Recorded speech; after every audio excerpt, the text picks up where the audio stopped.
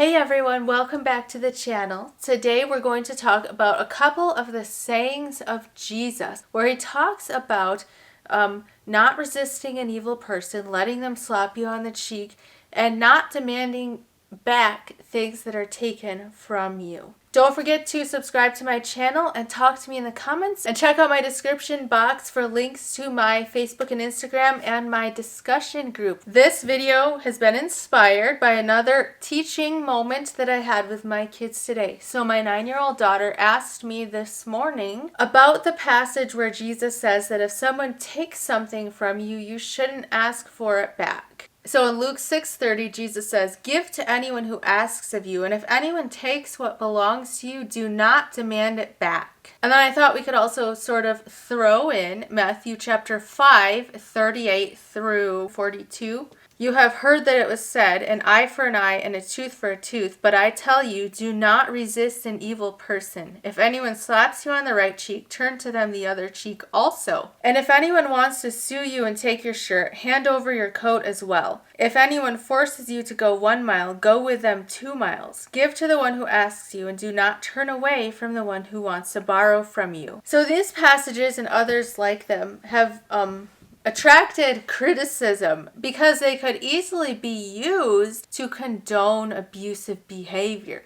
Just let people slap you around and don't do anything about it, right? Don't resist an evil person. What is Jesus talking about? And passages like these can make it easier for abusers to hide in religious circles. So what was Jesus talking about? Was he condoning abuse? I think we need to look a little bit closer. First of all, at what was going on during the time, why Jesus may have been presenting this type of message. And secondly, at a deeper metaphysical truth that Jesus was communicating. So we'll start with the historical aspect of what was likely going on here. I've recently been listening to a bunch of lectures by John Dominic Crossan, who is a very well-known and well-respected scholar on the 1st century, and has written books and made a profession out of looking at who was Jesus historically and what was going on during his time period. What was the kingdom of God? What was his message all about? And I'm going to be getting into these topics in future videos in my series on what does it really mean to follow Jesus, because there's just so much information that I find completely fascinating. But what I want to point out here is that what John Dominic Crossan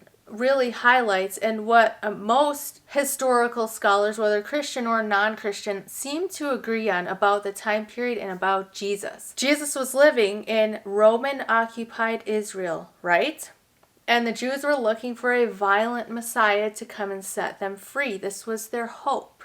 Jesus was crucified for being a non-violent resistor to Rome. And the kingdom of God that Jesus preached was about setting up an alternate reality here on earth in which healings are given away freely, food is shared, possessions are shared. Look at the early churches set up by Paul. And Paul's writings are some of the earliest that we have, the earliest authentic writings that we have. And Paul was setting up communities, house churches, where people lived together and shared life together and shared their possessions among them, and they met every day and they ate together. Without getting too far into the details that I'm looking forward to sharing in my other series on Jesus coming up here, what I'm trying to say is that historically speaking, what we know about Jesus is that he was crucified for preaching and starting an alternate society, which he called the kingdom of God or the kingdom of heaven. And the core of the message was non-violent resistance to the evil powers of the world. And when he says don't resist an evil person, he's not talking to an abused woman in a relationship and saying don't resist an evil person. Just accept the situation and don't stand up for yourself and get help and get safe. That's not what he's talking about. He's speaking to a nation that is captive in an empire, Rome, which prides itself on peace through violence, Pax Romana, right? And he's saying, no, peace through justice. The kingdom of God will come to earth when all people have what they need, when we live in a just society where the needs of the poor are taken care of. And he's saying, contrary to what you think and what you've been looking for, violence will not accomplish this. Violence will only perpetuate the cycle. So in this context, when he says don't resist an evil person, he's saying don't violently resist the powers that are lording it over you, because that will ultimately serve to just continue the cycle. Every time we use violence, more violence will be required down the road. We have a saying in our society today that freedom isn't free because people have died for our freedom. And this is going to be a highly controversial statement and not acceptable at all in Christian America, but I'm going to say it. Freedom at the cost of violence is not freedom. That was Jesus's whole message. Freedom and peace will reign on the earth, not through violence, but through justice. And so that's what Jesus means when he says, give to him who asks of you. If you have, and somebody else doesn't have and has more need of it, why not just let it go? Why be so attached to what you have? Why not share more freely? And when he says, offer the other cheek, turn the other cheek, the example that he set was nonviolent resistance. So he's not saying don't resist. He's saying don't resist violently. Protest peacefully. As John Dominic Crossan points out, a word that we would use in our language is activism. Find peaceful ways to get your point across and to build a better society, which is exactly what Jesus did. He spent his time not in a violent uprising against Rome, which is what they wanted him to do, but healing people, feeding people, ministering to people, teaching people, starting a new way of life, which carried on with his apostles after he left, and is supposed to still be carrying on today through the church. But unfortunately, we've gotten way off track and forgotten that the message of Jesus was actually about justice on earth, here and now. Peace and justice and caring for the poor and needy, here and now. Making sure people are healed and fed, here and now. That's what Jesus spent his time doing. But we've made Christianity more about getting people to believe our doctrines and join our church and come sit in a pew and listen to us teach every week, and not really about how we're living our life, how we're interacting with people, how society is set up, how the least among us is being treated. So that's the first thing. Jesus was talking about how to establish a just society, how to deal with powers over you, whether religious or political, that are oppressing you. And we could take this to heart today when government corruption is exposed, when religious corruption is exposed, and all of these things are happening today. We need to remember that violence is not the answer. Violence now will only ensure more violence later.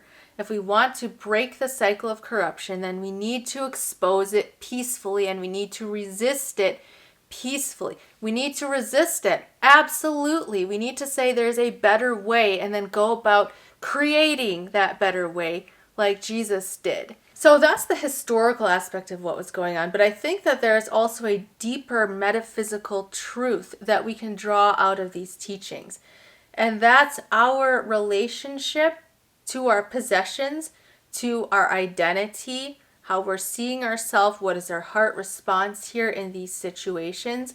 So when Jesus says, first of all, if someone takes something that belongs to you, don't ask for it back. He's saying there's never going to be a time or place that you ask for something back that somebody has taken from you. And I would say no.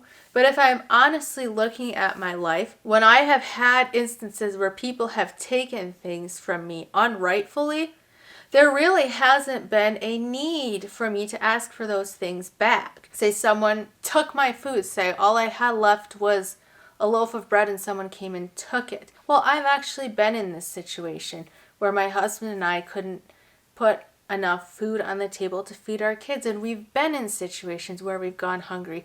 And it was in those exact situations where people didn't necessarily take things from us, but say we had one meal left in the fridge and somebody came over and it was dinner time, and then we would choose to say, would you like to stay for dinner? And we would feed these people who were at our house. And in those situations is where you find the deepest levels of freedom, because you break that attachment to what you think you need, and you are laid bare.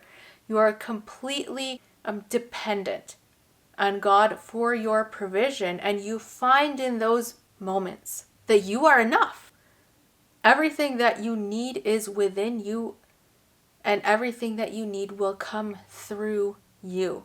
And we saw miraculous provisions over and over and over when we lived in a state of surrender, or a state of forgiveness, or a state of non-attachment. How about the statement where Jesus says, offer the other cheek?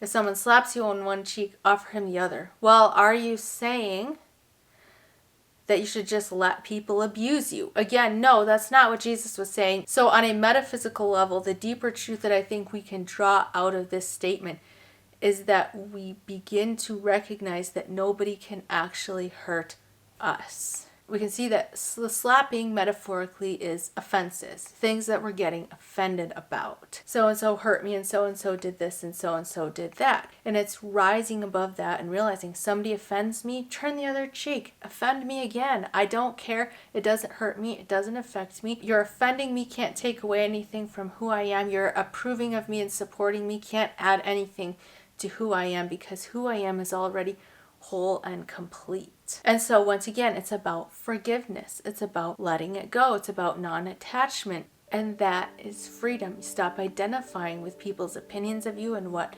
everybody else says and does and how everybody else treats you, and find your peace and your wholeness within. Hopefully some of that made sense and I didn't ramble too much.